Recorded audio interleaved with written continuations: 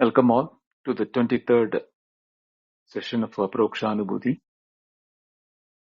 We have completed 22 classes in the introduction of Advaita. From now onwards, there are a lot of verses where Shankaracharya is introducing different examples for removing our ignorance and doubts and understanding what is our true nature. So let us proceed with today's class.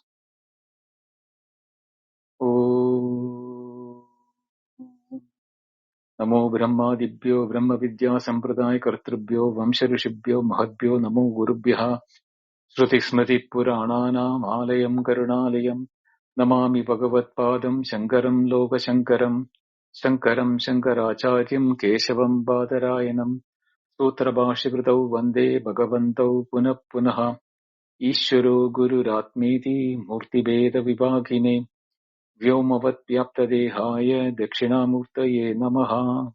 ओम श्री गुरुभ्यो नमः. परोक्षानुभूति. श्रीहरिं परमानन्दम् उपदेष्टारमीश्वरम् व्यापकं सर्वलोकानां कारणं तं नमाम्यहम्.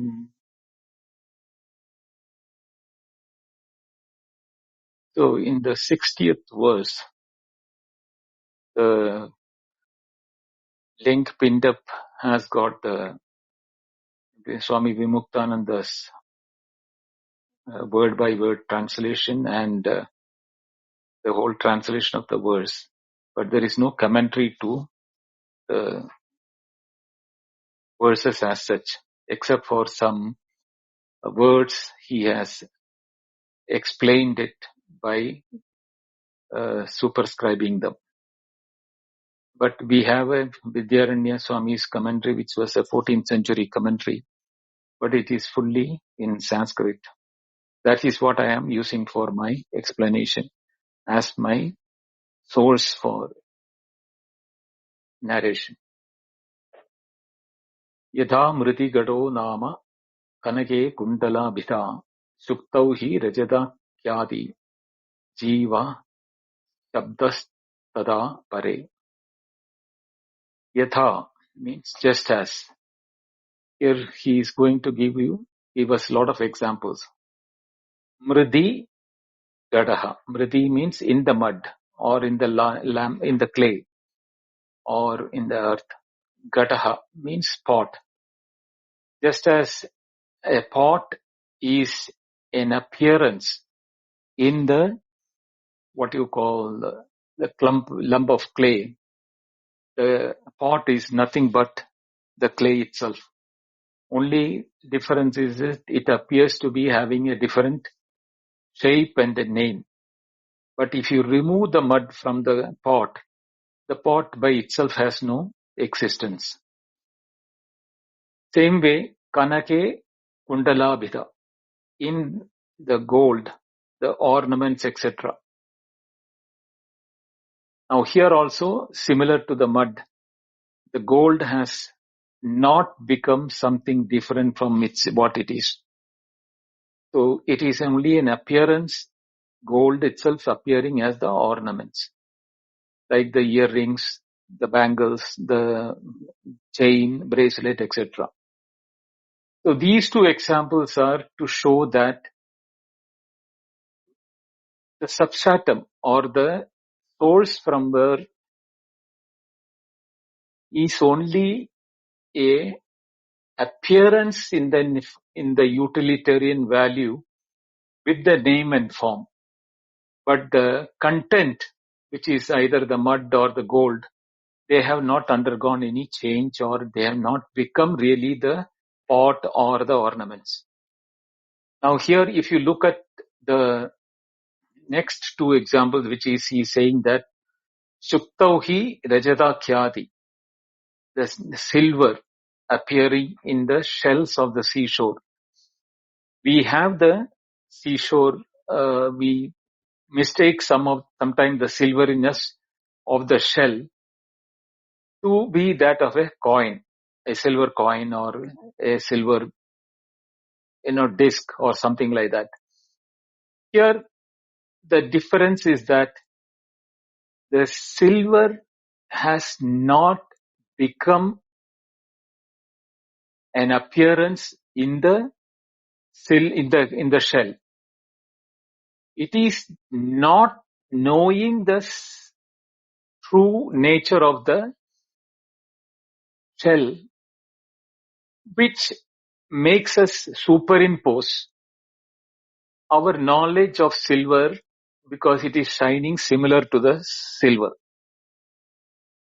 Therefore, it is a ignorance or a delusion, unlike the pot and the ornaments where the substratum undergoes a name and form change. Here, there is no change at all. The root substance is remaining the same. Another example is like the rope and the snake, or the post and the ghost, etc. Same way, the Brahman or the pure consciousness or awareness has not become the limited individual. Now here we have problem in accepting this, because that is our experience, that I am a limited individual Jīva. Jīva means the limited I or the individual experience we are having. We have the problem of negating that to know we are Brahman.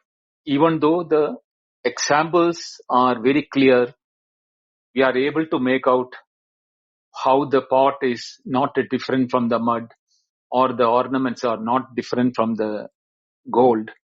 Even the appearance of silver on a shining substance like a,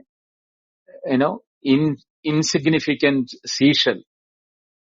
The insignificant seashell is now appearing to be a valuable silver. Now, all these things we are able to appreciate and, access, or rather say that examples are fine. But how can we say that the same is the case with the Brahman and the Jīva?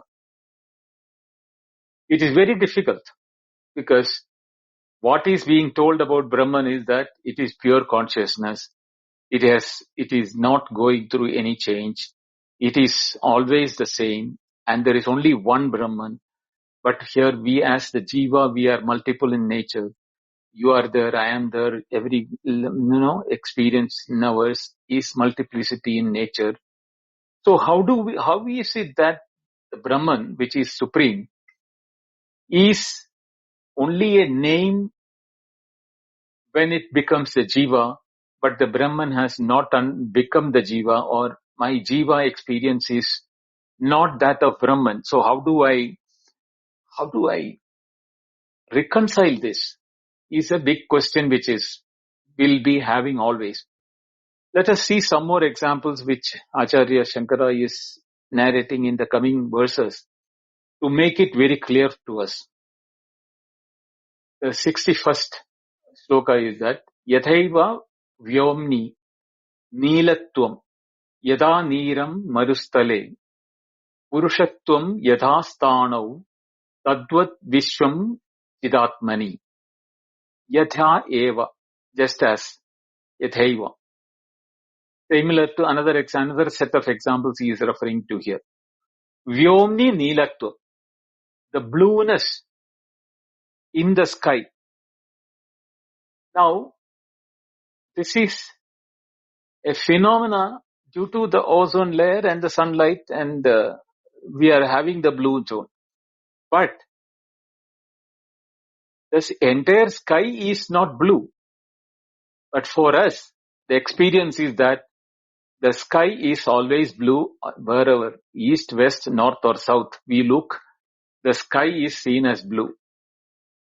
It is the reason we know scientifically that Earth is covered with ozone, and when the sunlight passes through the ozone layer, there is a phenomena taking place, and that is why we are able to see the ultraviolet reflected onto the surface, and which becomes the blue.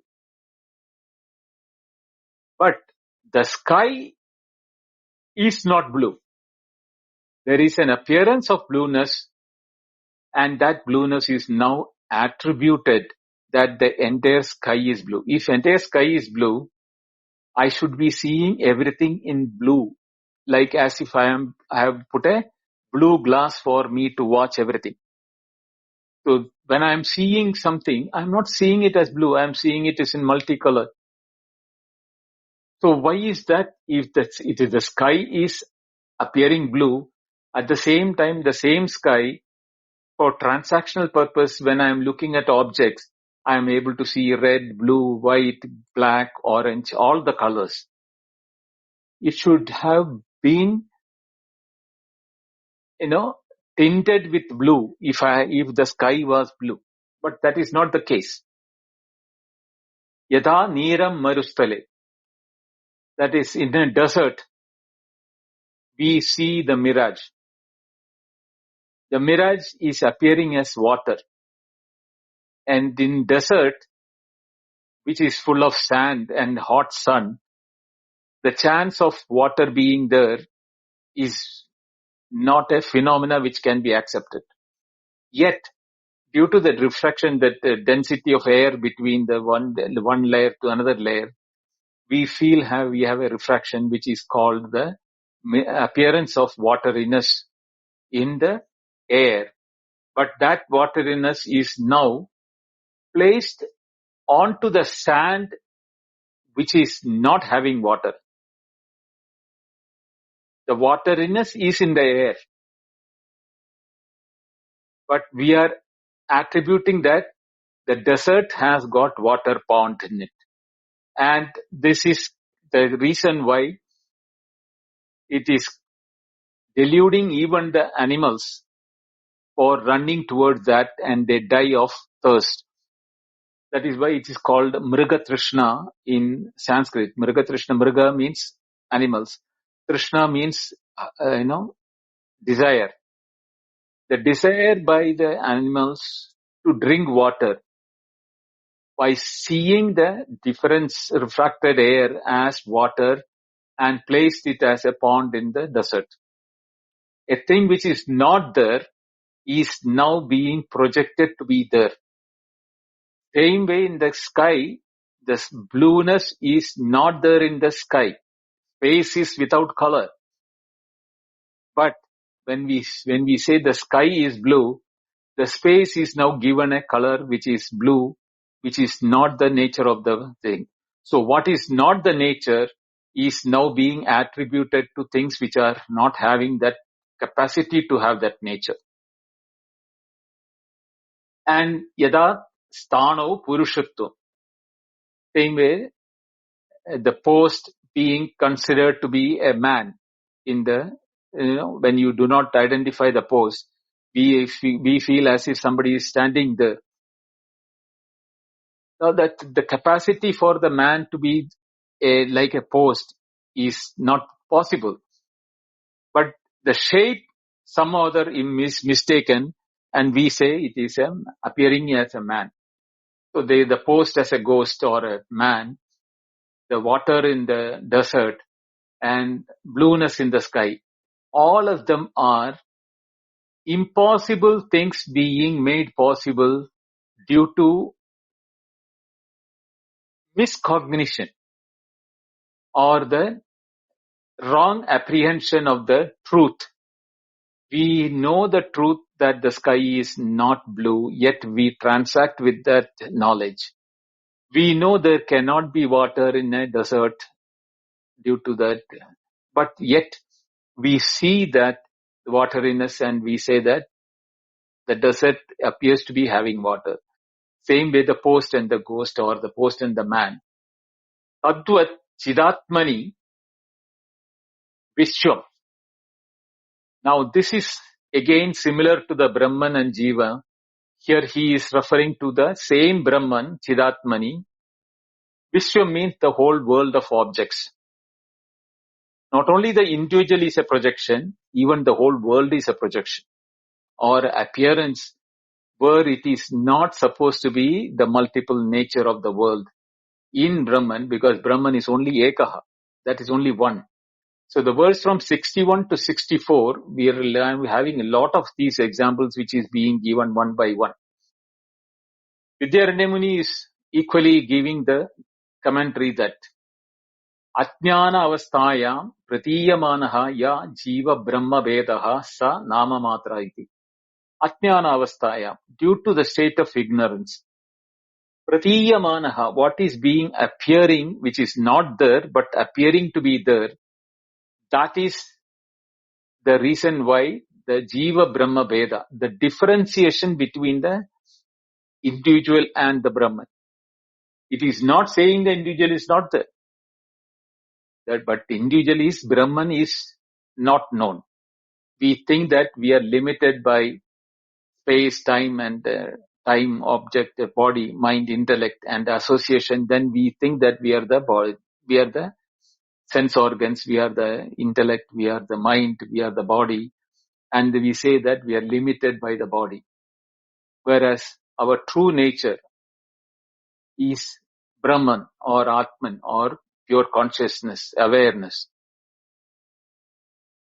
Yet, we are not able to identify ourselves as that awareness. Bahu drishtantam aha rajatasya khyati akhya nama iti yavat.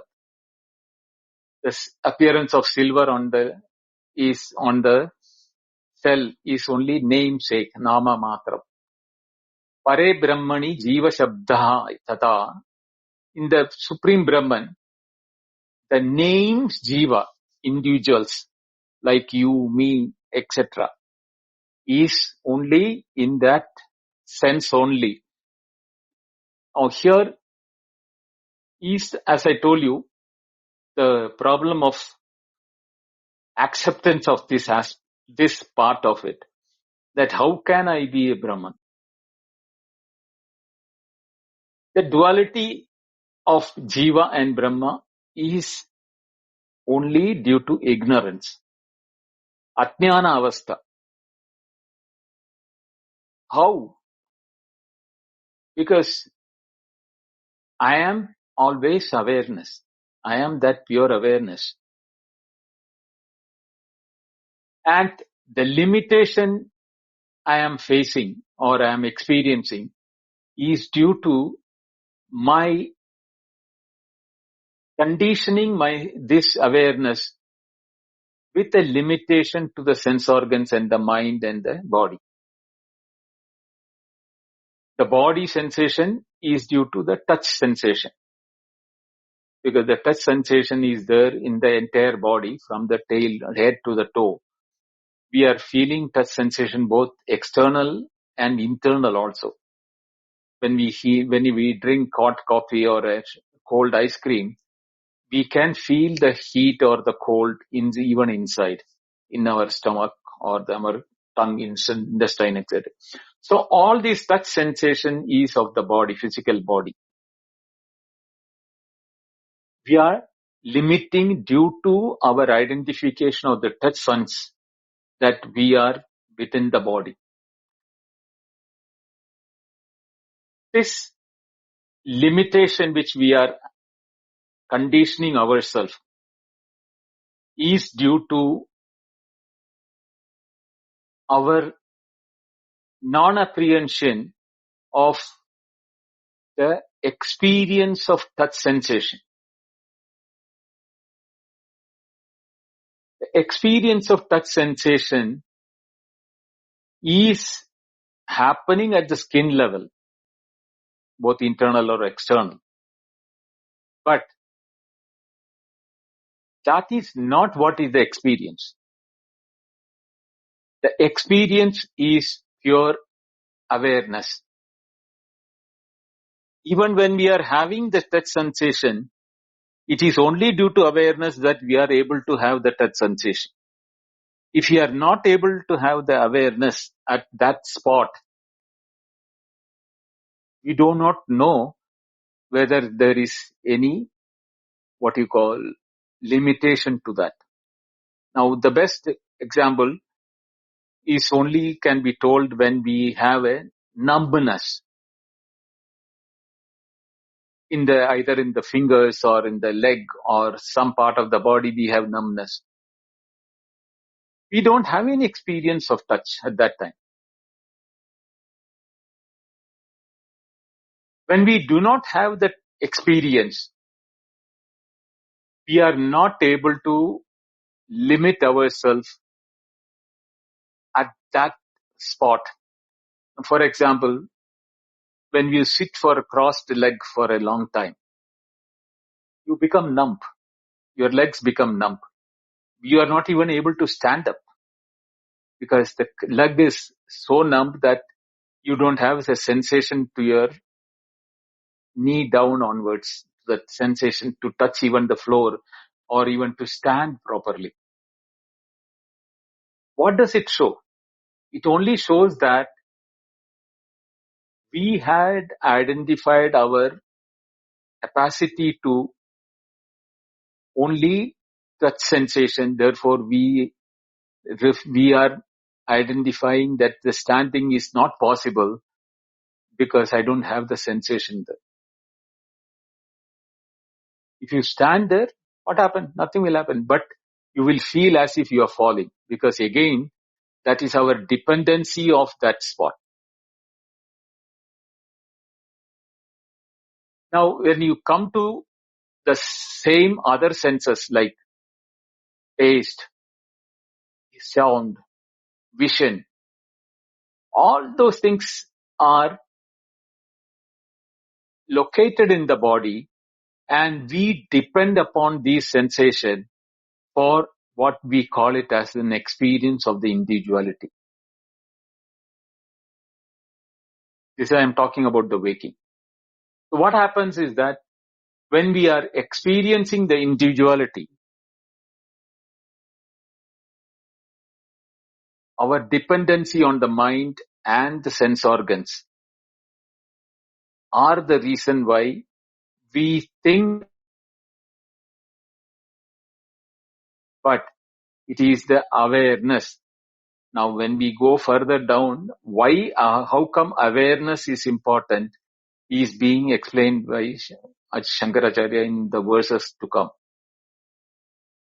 So we should understand that the dependency of ourself on our sense organs is exactly similar to our dependency of the name and the shape of the pot or the ornaments for the transaction.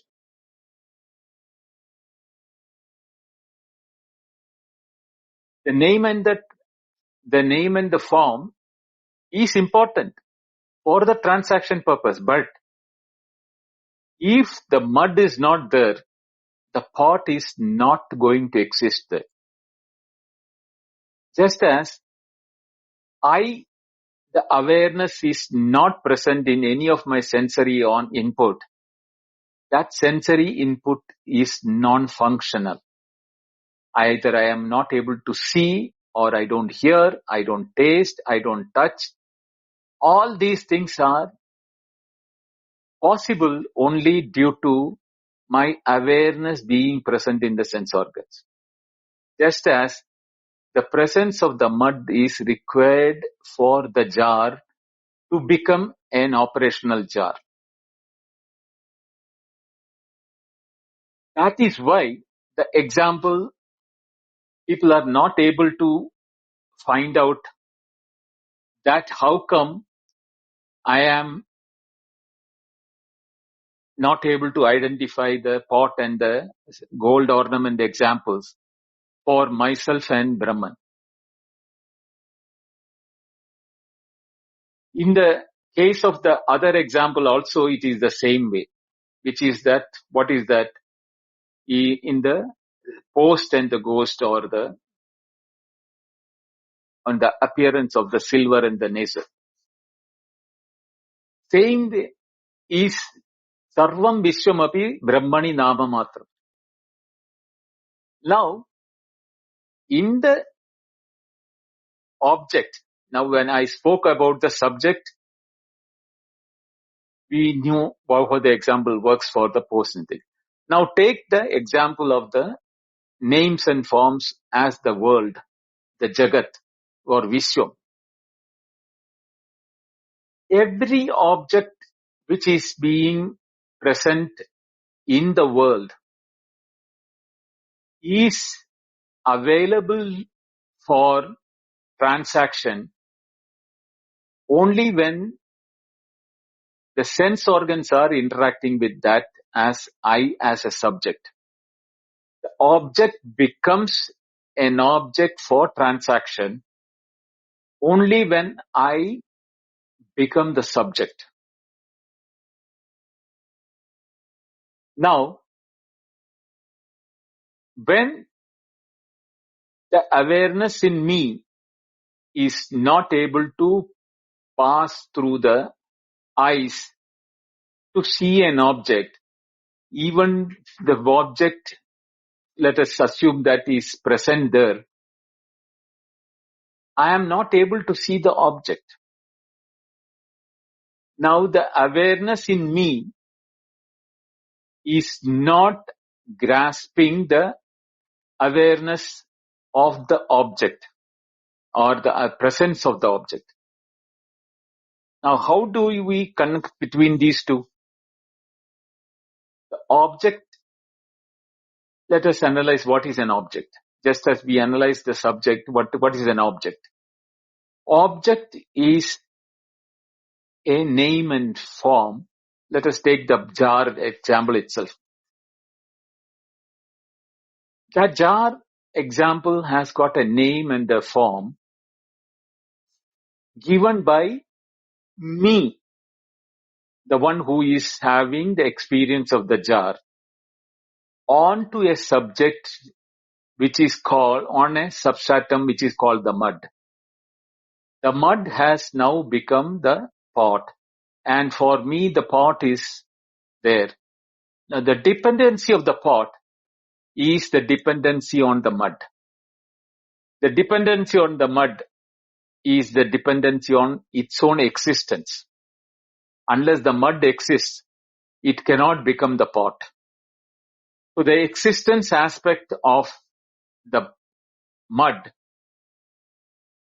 is also the aspect of its own presence, or what we call as awareness as existence in the mud, which is also being present in the jar when it becomes a jar. Nothing has undergone any change.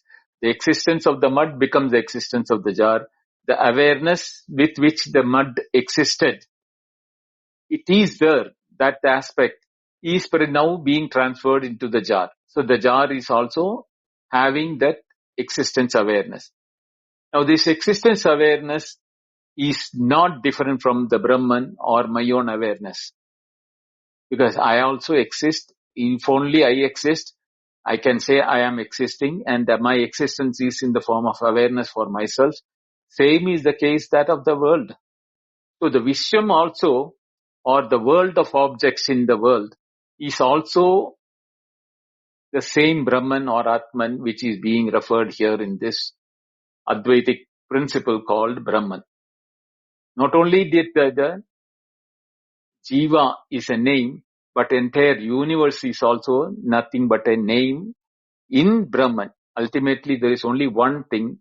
So the Jīva is not separate, and the world is also not separate from the Brahman. So if these two are clear, then comes the verse number 62, where another example is being given. What is that? Yathaiva shunye vetalo gandharvanam puram yatha yatha akashe dvichandratvam tadvat satye jagat siti. Just as in the empty space, Vetala means a ghost. Now, this is a very common fear that people are assuming that there is something called, Satan, or ghost. And it's only in the mind. We are imagining the existence of such things and we are scared of it. It is a place, what is there is a normal place. We call it as a haunted house or a haunted place or a haunted cemetery.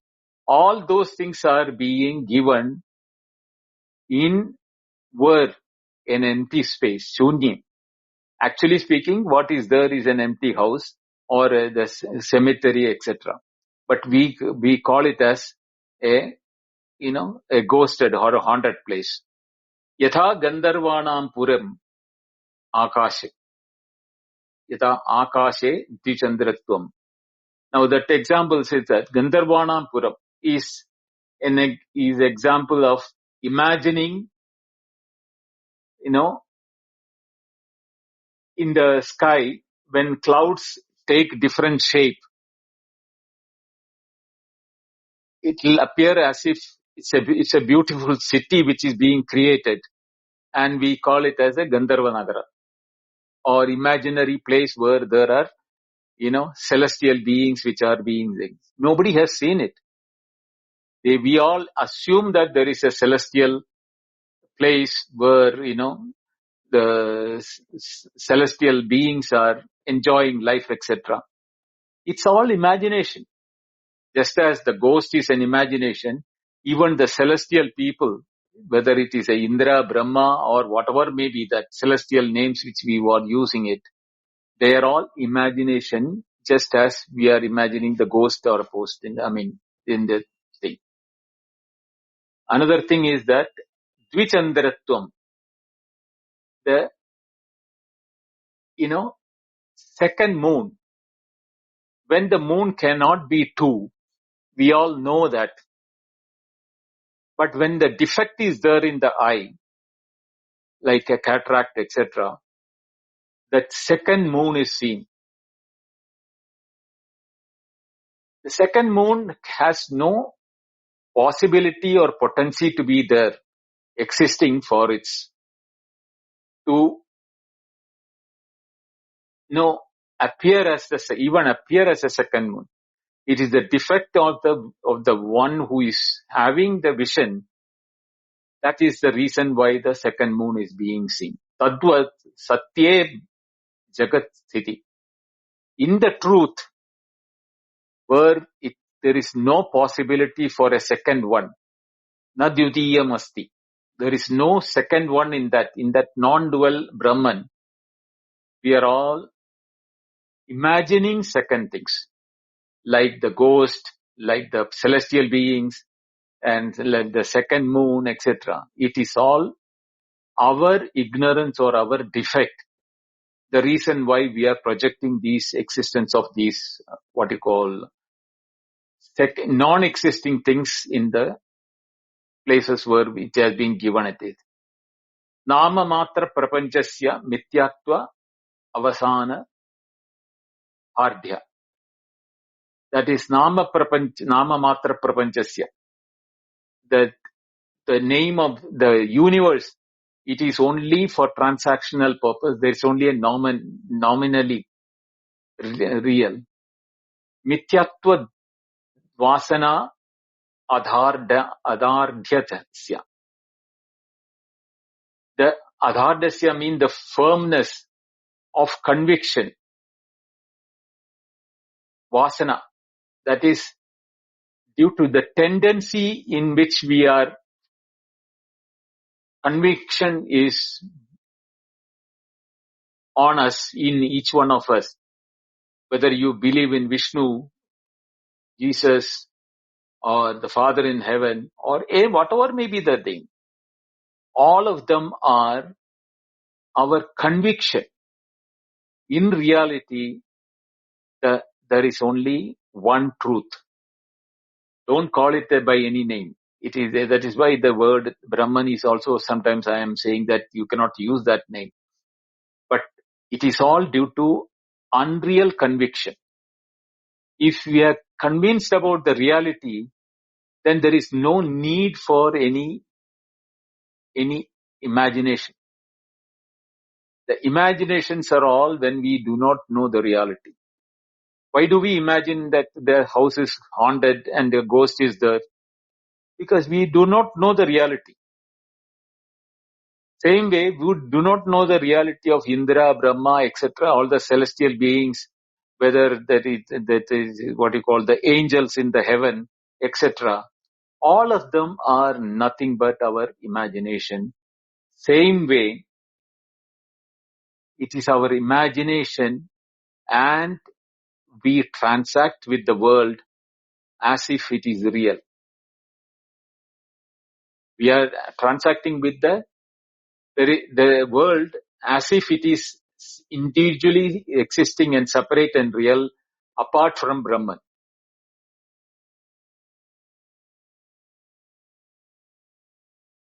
So what happens is that one more example he is giving in the 64th verse. Let us look into that before we go to the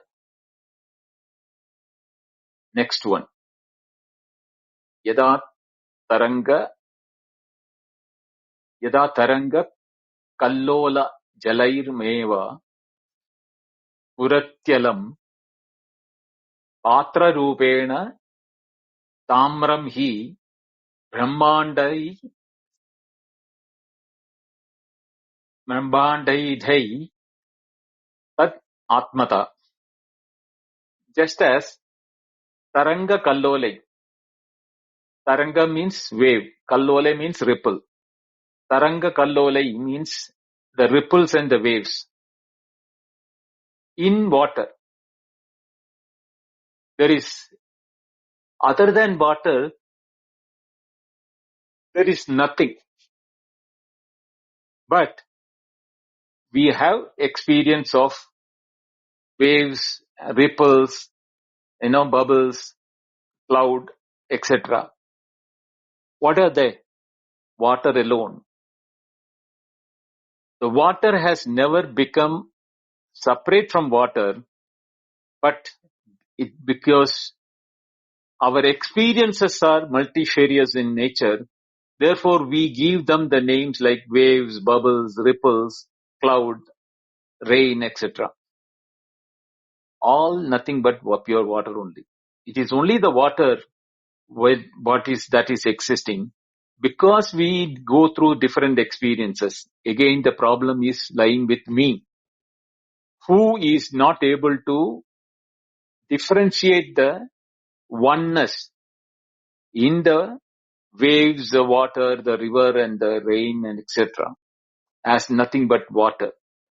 Water appearing as different for the different appearances, I call by different names, and therefore they seems to be having independent existences.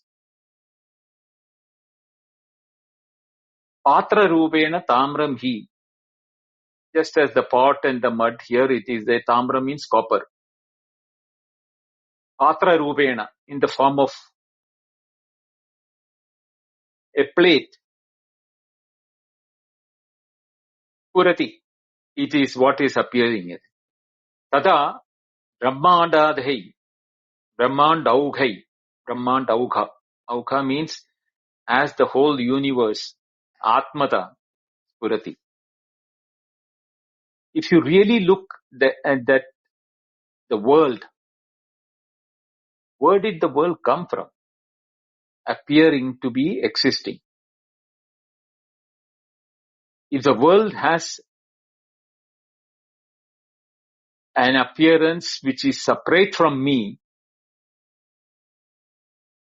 that world will not be accessible to me. The reason being that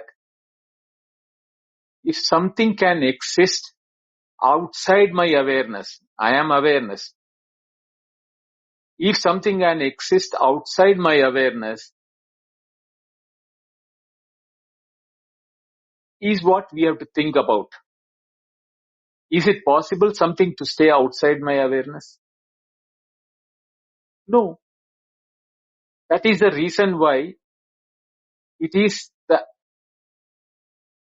awareness when it is projecting or what is being that the individuality and the world is coming together for the purpose of what you call transaction using the sense organs. This we will not be able to understand unless we bring in our example of the dream. Where did the world of dream and the subject experience of the dream called the dreamer, where did they come from?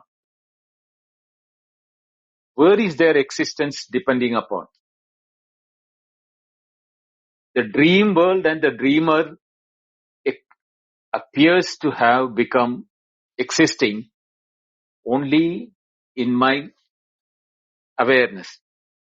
In my awareness, the dreamer exists, the dream world exists.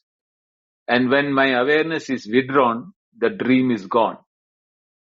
But I am not able to do that as a dreamer because I am become the dreamer due to my identification as a dreamer in my dream experience. Same way, the world of the waking, I become the waker, and the world of waking is coming from the same awareness.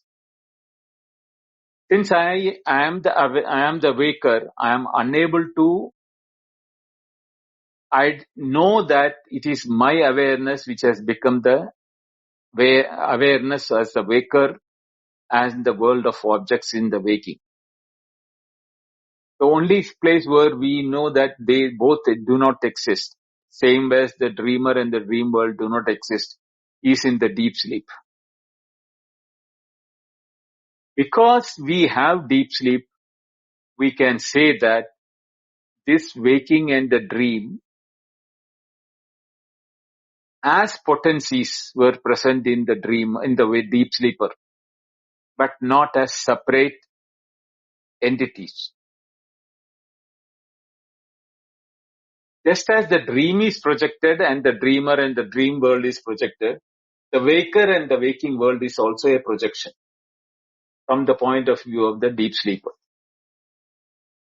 To explain that, you should look at the 64th verse. Yadanamno yada prithvi padanamna hi pantavaha. Jagat namna jida bhati. Neyam tat bhavataha. Just as prithvi ghadanamna tandavahi padanamna. So the name of the jar has dependency on the mud, and the cloth has no independent existence if the threads are not there. Same way, the whole world, including the waker and the waking world or the dreamer and the dream world, is depending upon Chit, means Atman or the consciousness. The name is from the Chit, Jagat Namna, in the name of the thing. Abhati means appears. Tad apavataha tad neyam. When that is not there, that is, when the appearances are not there, or when you can negate the appearances, that is the time you will know the awareness, or you will be the awareness at that. Tad means Brahman. Neyam. Neyam means to be known.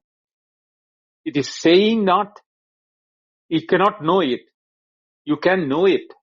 That is to be known. How? When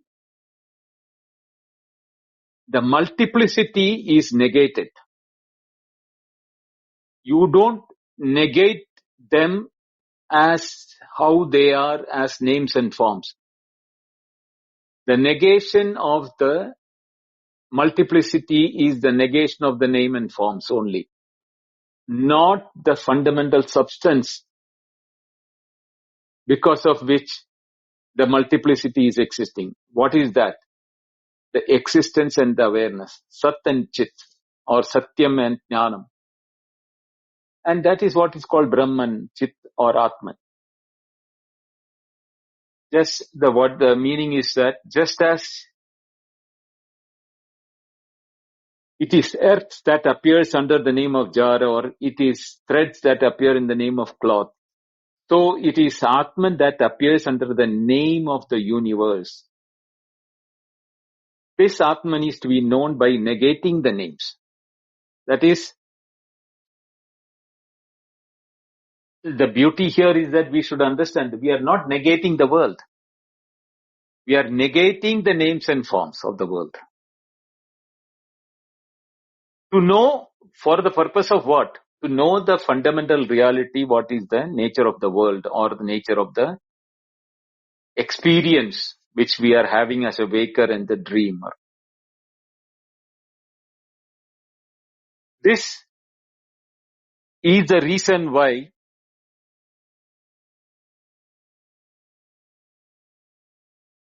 we are unable to,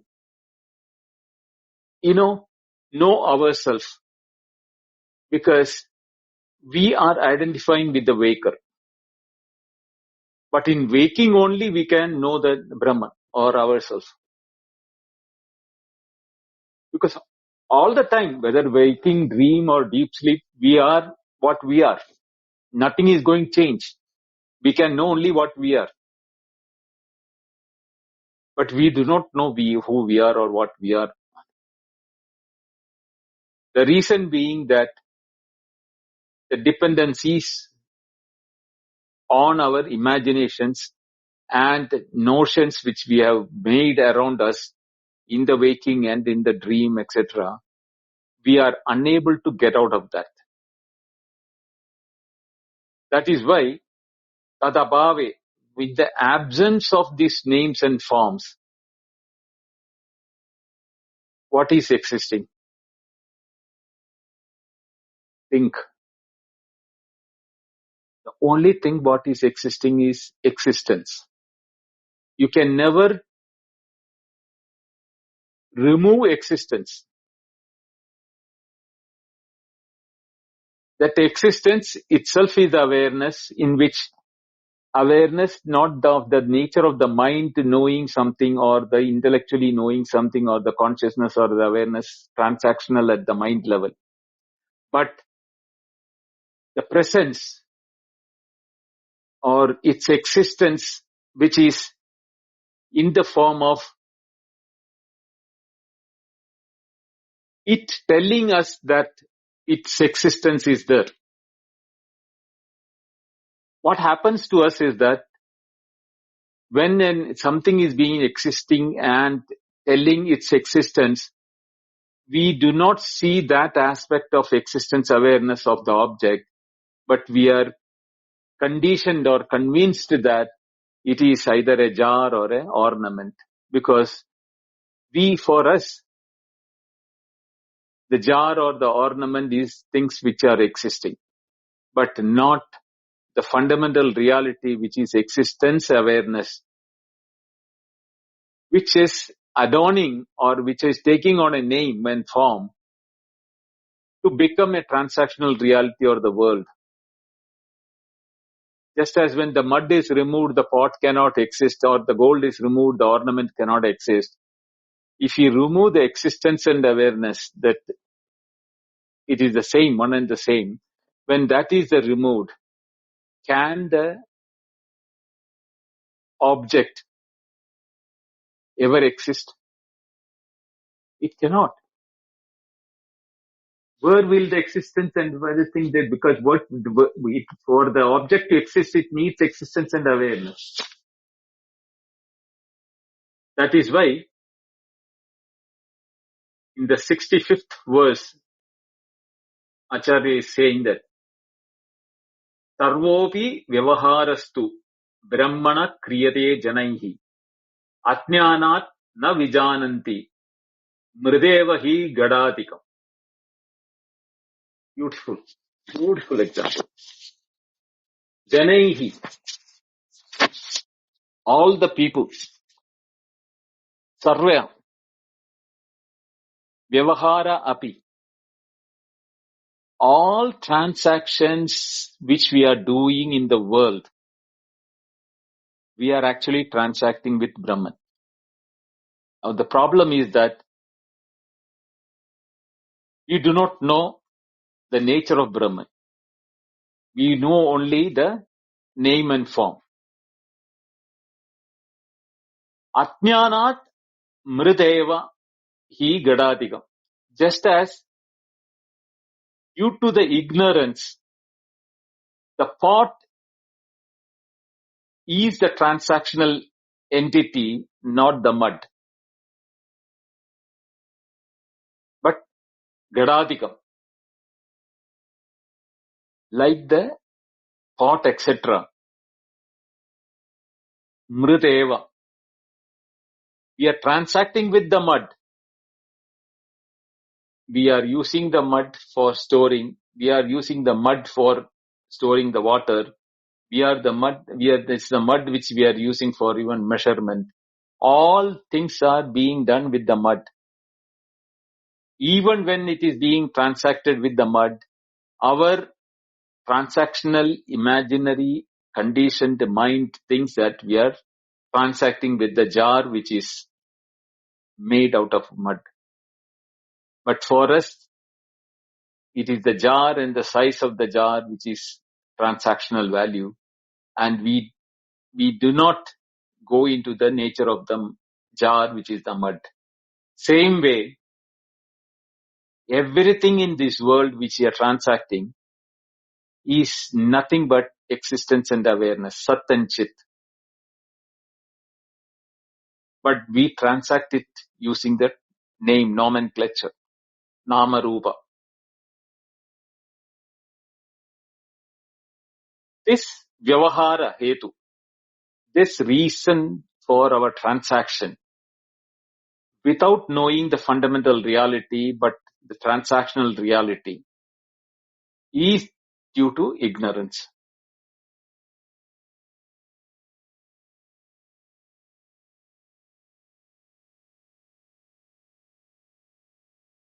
We'll do the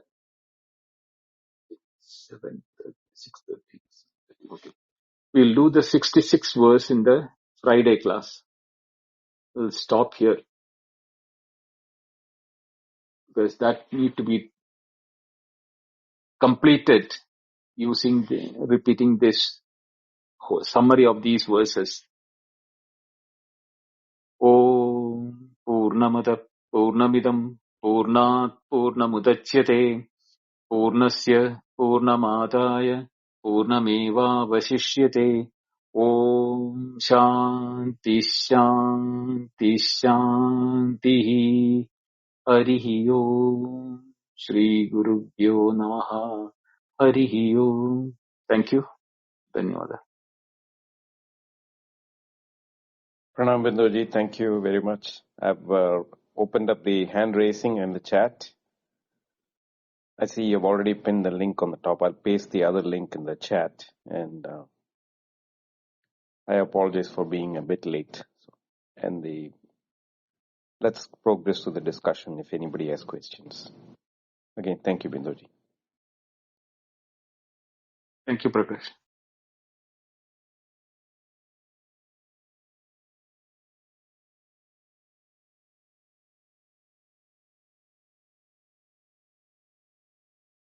If nobody is there, any questions and answers, then we can stop. Okay, should we give it a minute or so? Yeah, we'll wait for a minute or two. Yeah, Ganesh Prasad ji is coming up. Jesse ji is coming up. Namaste, namaste. Namaste Binduji, namaste Prakash ji. Namaste. It's the first time I'm coming for this session. I missed the other three because of my college schedules. I could not attend. I know it. Yeah. I went through one or two, three I missed actually. Two I went through the replays. Okay. It's a very good experience to have this session in the morning time. I feel, and that is it. The examples with which the present verses are going through keeps us fresh all through the day. I feel today, as you said, how to drop the ignorance and having the sense of awareness. It's wonderful to have this session in the morning. Thank you. Thank you, Ganesh. Thank you. And I must appreciate your great commitment even across the oceans you are taking us through.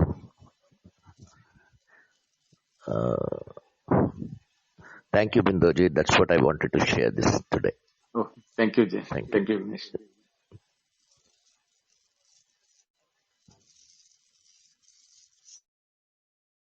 Namaste, Jesse. Namaskar, namaste, and greetings of love and kindness. So I have a very specific question. Yes. And it's about what is it called in Sanskrit when the material world starts to sing back echoes of reverberation, vibration, and light. I don't know the name for that, and I would love that. Thank you. I didn't get your exact question. What do you mean by reverberation? Okay. Or So what I mean, thank you. Happy to explain more. Yes.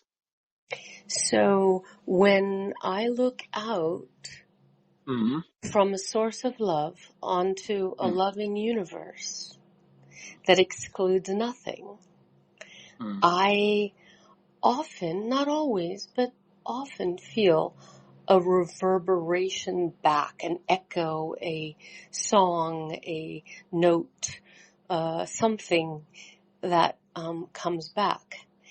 And so I just wondered if there's, I don't know what that's called in Sanskrit. I mean, I know what it is in my heart and in my experience, but I was just wondering if there's a description for when the manifested universe of Namarupa and field reverberates back in a way that is a song and that is light and love. And I just wondered if there's a name for it.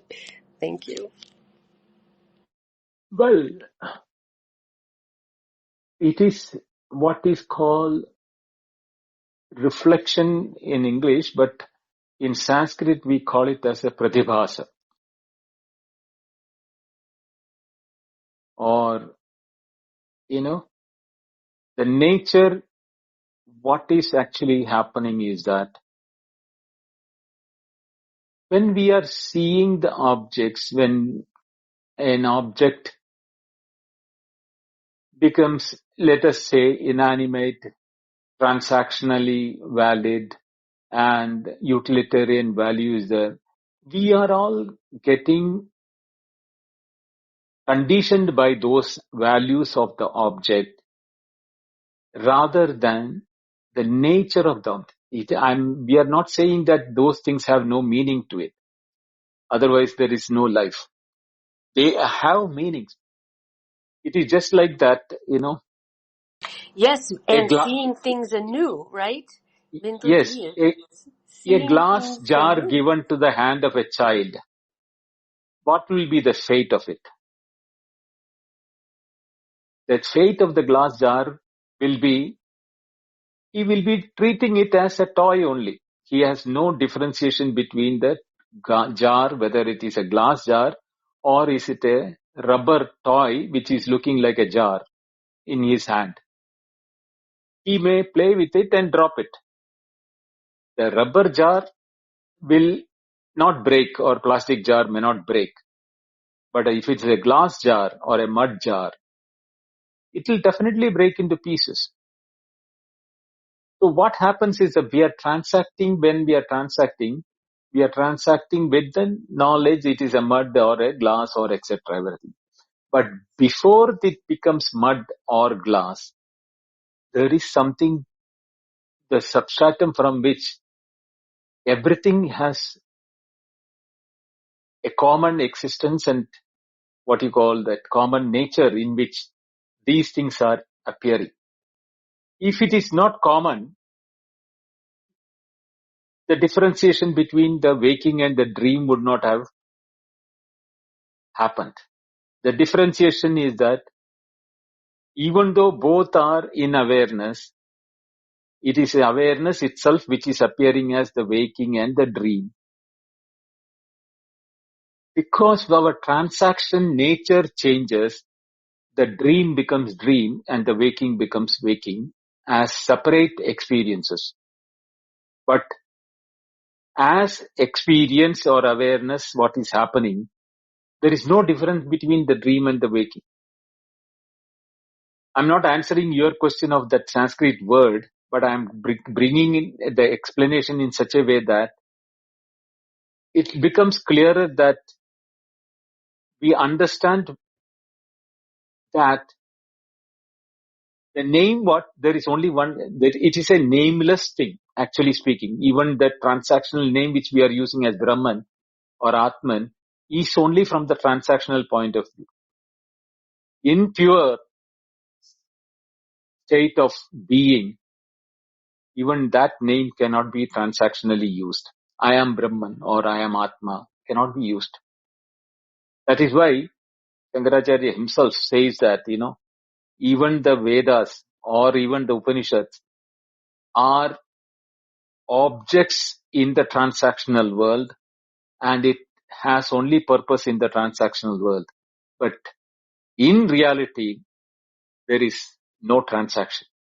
Means even the word, the Upanishad or the words which we are transacting using is not applicable at that level. That is why in the Taittiriya Upanishad it says, Yato vacho nivartande aprapya manasa saha. That means beyond the words and the mind. Is that pure substance. So to use a word for the experience when you are saying that a reverberation or a love or something which is coming back, we are diminishing the truth to a level of our nomenclature or a dependency on the names. But in pure awareness, we become silent. There is nothing which we can talk about it. That is a state of being where transactions cannot happen. We become what we are. Binduji, thank you so much. Are you telling me that the singing back that I get from the manifested form is me not being silent and resting in myself? Yes. Because oh shit. Because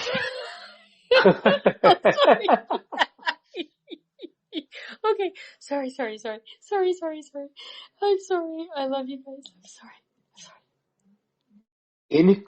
anything which you have a separatedness, you should understand it is a transaction. Whether it is love, reverberation, light, honey, or bliss, anything which we use. I'm sorry, and I just want to say, I feel like my question was more than beautifully responded and gently responded to, and lots of work to do. And at the same time, I do love being responded to with love by nature and a loving universe. So I'm going to continue to work on myself. Thank you.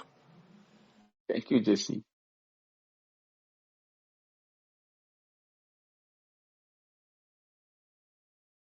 Binduji, I had a follow-up question. Go ahead.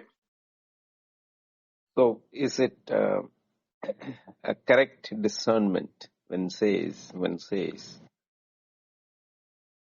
that consciousness is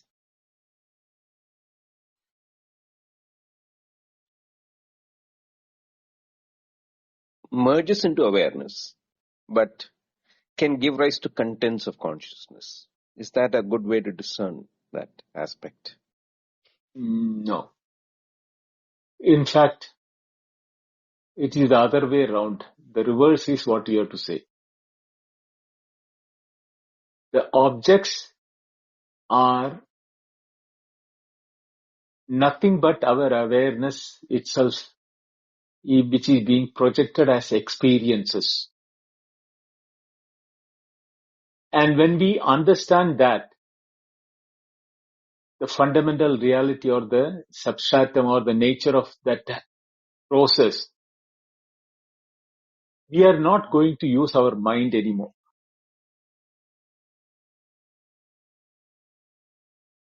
Therefore, when we do not use our mind, the experiences also becomes null or nil. There is no experience. This is why, sorry, I have to tell to Jesse that moment we have anything which is being, whatever may be the beauty and the nature of that object or experience, the subject-object dichotomy is present. I am the one who is experiencing. But here we are talking about that which is common in me and in that experiencing objects. When I see the oneness in them, there is no experience. When it becomes one, the subject and object is not there separate. And that is a time when words cannot describe it or the mind cannot fathom it. It becomes a state of pure awareness being, the being of awareness. That once we experience, because this is what I'm going to talk about in the Friday's class, because that is where the whole thing has to, summarize together. But I'll give a gist here. What happens is that what we call it as realization, Jivan Mukti or knowledge or jnanam, whatever may be the terminologies which we are used, all of them are in the transactional level, but in the pure knowing, all otherness vanish. And we become the substratum which is non-transactable, avyavaharyam, achintyam. These are the words used in the Mandukya Upanishad. Then the question will come, what is the great fun in knowing that we are non-transactable and we cannot be thinking about ourselves? That is the purpose of the spirituality? The question can come. This question can be answered only from the other point of view, that what you are transacting, is it with the knowledge or is it without the knowledge?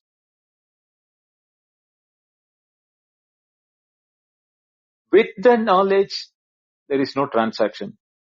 Without the knowledge, there is transaction. So what is really happening is that the purpose is to know that the transactions which are happening is nothing but appearances. They are not real. Why is this appearing? When we do not know the reality, they will appear.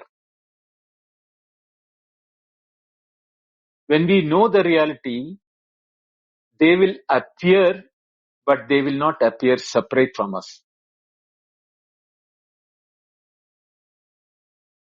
It is not mentally possible to imagine that state, because that is why it is avyavaharyam or non-transactable.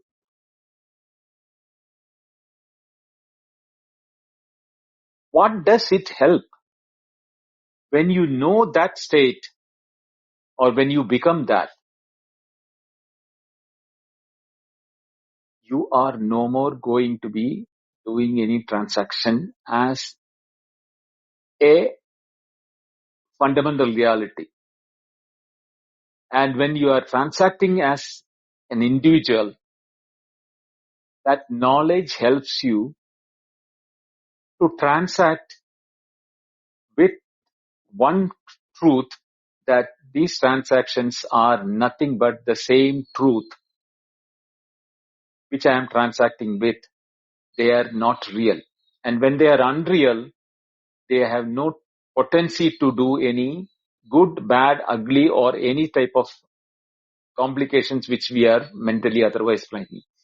Therefore, the other person doesn't become a friend or an enemy. Neither friend or enemy. He is myself. An object which is there, which I was liking and disliking, is no more an object to like or dislike. It is just a object. What it is the same nature of awareness as mine. Yes, for the tongue, for the eyes, that nature of the object will show, because that is the type of awareness of the instrument we are using, of the eyes and the tongue, etc. But when we know the knowledge of awareness, what eyes are seeing is not vision, but awareness. What tongues are tasting is not taste, but pure awareness. In that, there is nothing which we can say good or bad. In awareness, there is nothing good or bad. They become pure in the state. That is why where there is no duality, the only way in which we experience that is in our deep sleep. But when we come to waking and dream, these phenomena which is happening is the nature of awareness, but not really the waking. There is some waking, or really there is a dream. No. The dream and the waking is nothing but projection of awareness only, or the consciousness only, which was present as a unified one in that state of deep sleep.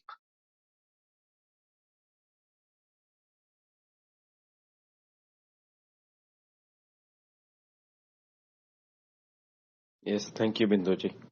We have one more person up here, Satved. Yes, Sat. Namaste. Namaste. Namaste, Binduji. And thank you. Okay, I have a silly question.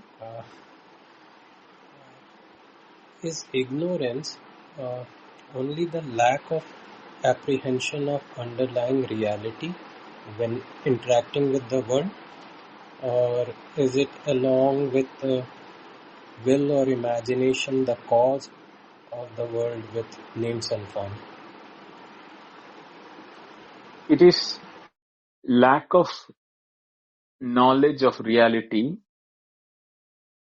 That is what is called the ignorance. And that ignorance further becomes the cause for the imagination, conviction, and all sorts of subsequent activity. It is just like that we already assume that the waking is real.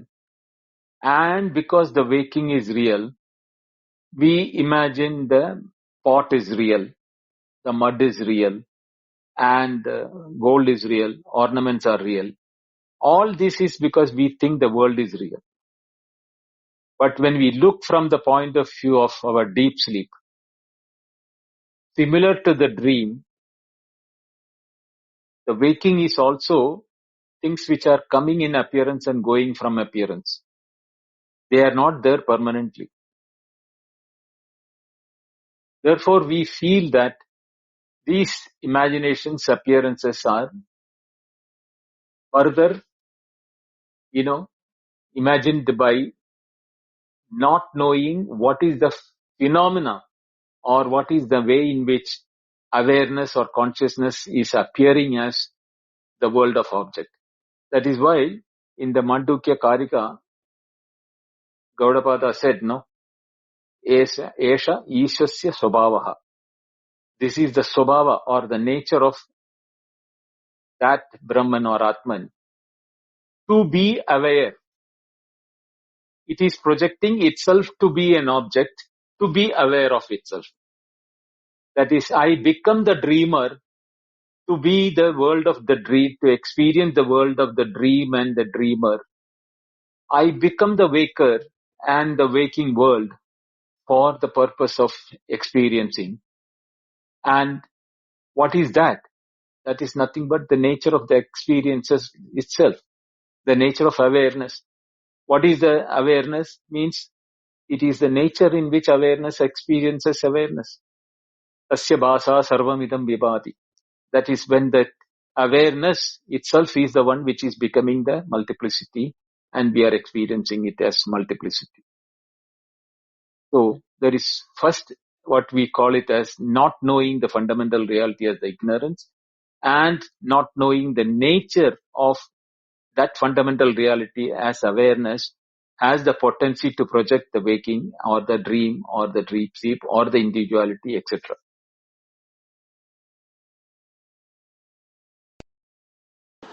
Okay, then can we say that when we see the multiplicity, then the reality is taken as the substratum, and when we don't, then it stands independent. It's the same reality. Yes, there is only that reality all the time. Whether you like it or not like it, whether you know it or do not know it, none of them are going to affect. This very moment, that is the only reality of all of us. We are all that. But the moment you know it, it changes. The whole vision changes.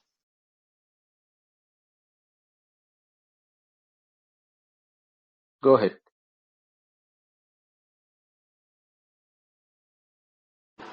Okay, my phone started misbehaving. For some reason, it was getting unmuted and mute on its own. Okay, so even though we are referencing the reality with world in relation to the world, when we say it as the substratum of things which are transient, is it still strictly keeping it under the ambit of non-duality? Yes, it is always non-dual. It has never become dual. Duality is an appearance. So it's not that one has to somehow, and I don't even know how that can be said, that to know that reality independent of names, objects with names and forms. Meaning the second one which I said earlier, an independent reality.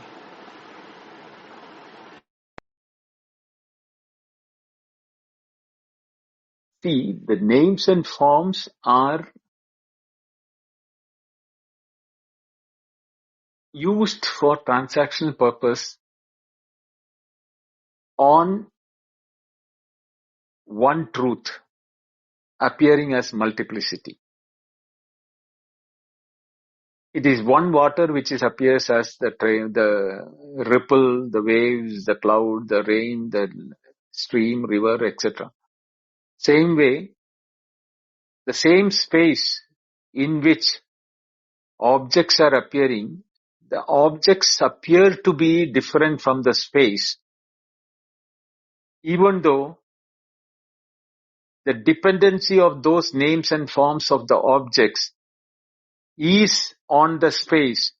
If the space had not given or not there, the object cannot even appear for a name and form. We have to associate, we are also in the space, using the space both inward, outward, and for every cellular, molecular existence of ours. Space is mandatory and it is there because of which we say that I exist.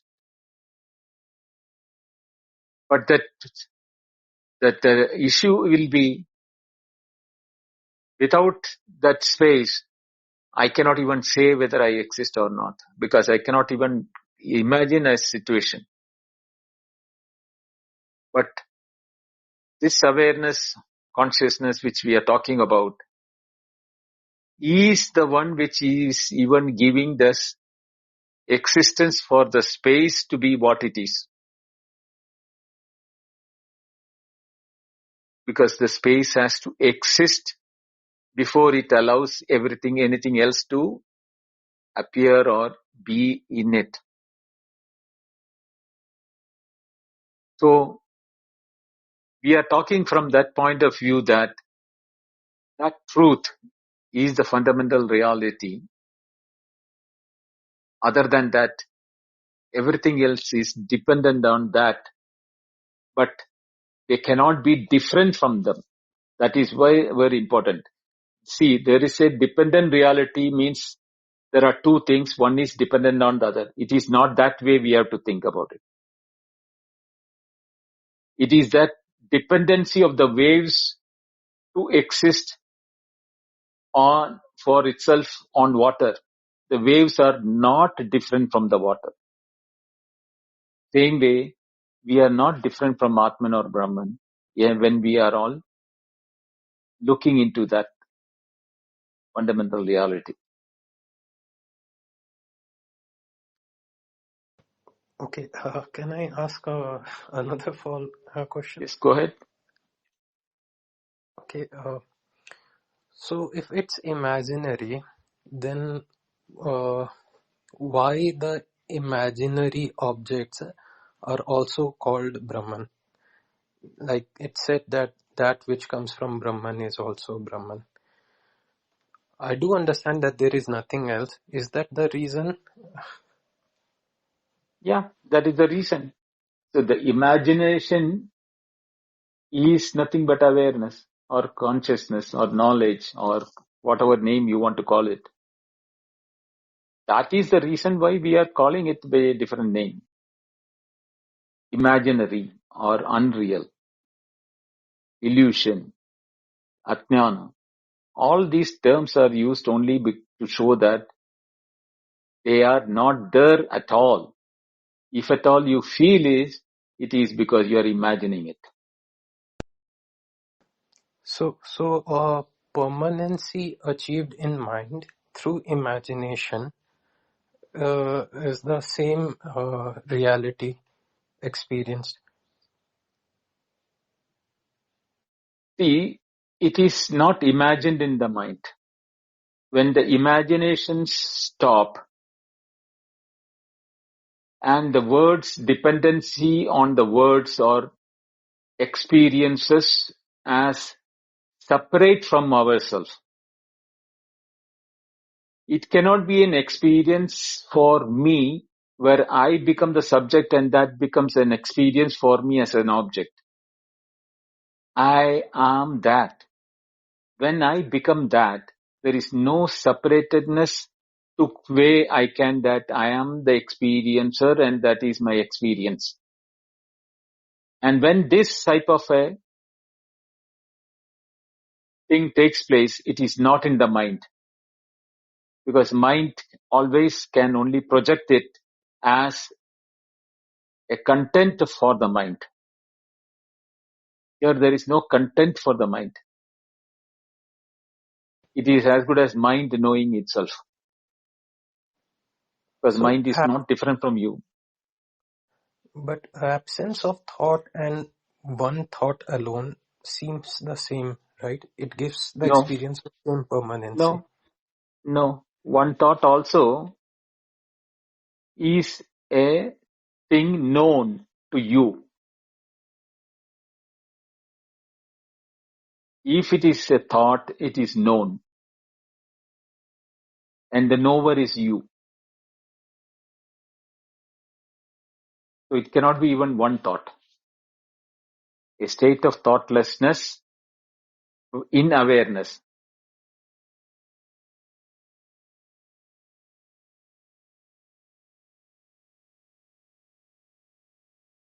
Okay. Thank you, Binduji. Thank you, sir. Namaste, Oshin. Namaste, Binduji. Namaste. Namaste, सभी को. Daisy. Yes, Binduji, Daisy. Yeah, tell me. What's your question?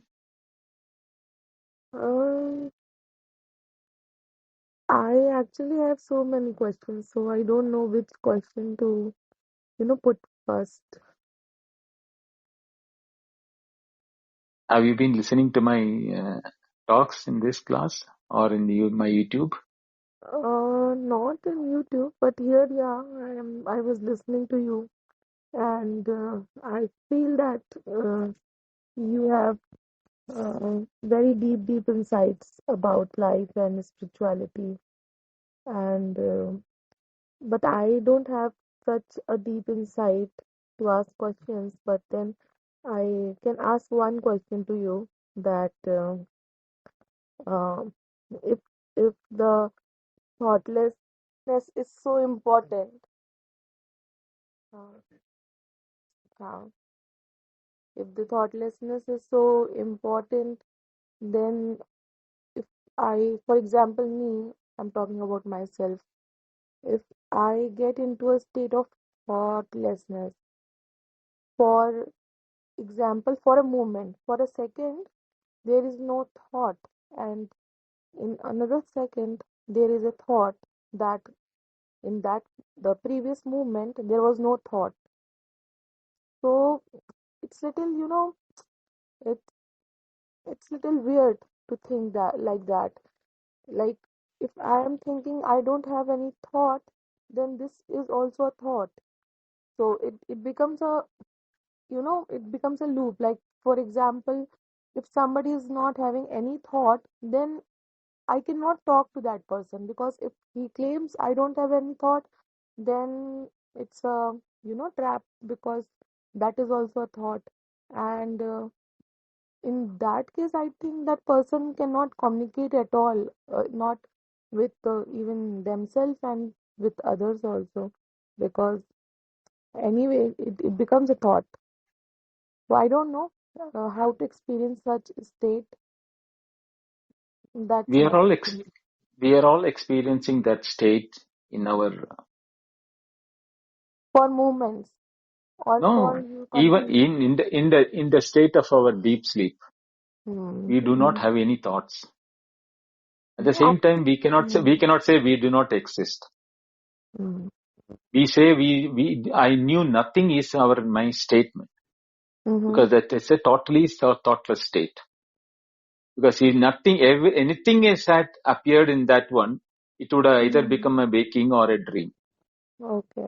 So I have experienced this thoughtless state for a couple of times, many times, but after the moment, when the moment passed on, I again I get into a thoughtful state. So Yeah. it's thoughtless and thoughtful, thoughtless and thoughtful, thoughtless and thoughtful.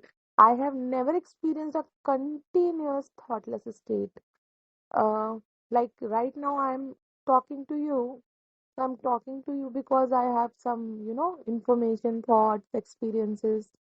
That's the only medium I am able to talk to you. Otherwise, it becomes impossible, because without a language, without, knowing the meaning of words, and without articulating it in a way. How can I be thoughtless if I'm articulating something? So, yeah, that's my question. That it is best example is that even when the projection is not taking place, the screen is there. Right? But projection is also there. No. The only on the substratum the thought can appear, no? But I am getting thought. You are that thoughtlessness. You are that which is having no thought. You are that state of thoughtlessness, but you are in awareness that there is no thought. It is not with a thought that you know that you don't have any thoughts. Yes. So that is the question, that if I am that has to be there all the time. Even when the thought is appearing also, that entity has to be there. Then only you know that the thought is appearing. Exactly. That is my point. If I am in thoughtless state and another moment I am not in that state, I get a thought that I was in thoughtless state. Okay. So I am aware of thoughtfulness and thoughtlessness both, but I am not able to achieve the continuous thoughtless state. You are continuously the state of awareness. Yes. Yeah. That is what is called the state of awareness. What we call it as pure awareness. That has no condition for it or no name for it. There is no I also there at that time. Yeah. You can't say I am awareness. I am awareness. No. Awareness is pure. There is no I also there in that one. Yeah. You answered it well. Thank you. Thank you, Daisy. Yes. Prakash, can we close? Yes, Binduji. Thank you very much for extending your session. Usually we finish it early. So again, thank you, Binduji, again for offering us this very deep probing into Aparokshanubhuti. So I think Ocean or Daisy is, if you want, you can go listen to others who are not aware that the replays are available on Clubhouse or on YouTube, the Advaita Retold channel. You can go and listen. And the act of doing the Sravana Manana, which we have talked about so many times, Binduji has explained, might help resolve that the thoughtless awareness state. I don't know if that's the right way to say it. I'm also learning, so I am. Yeah. So I have a question for you, Prakash. Can we continue? This class will repeat on Friday, or we can let Binduji. He leave, and then if you have a follow question, I can continue this for a minute. Yes. I have a question for you. So let's say thank you to Binduji and everyone for coming. Thank you, Binduji. Thank you. Hari Om. Thank you, Binduji.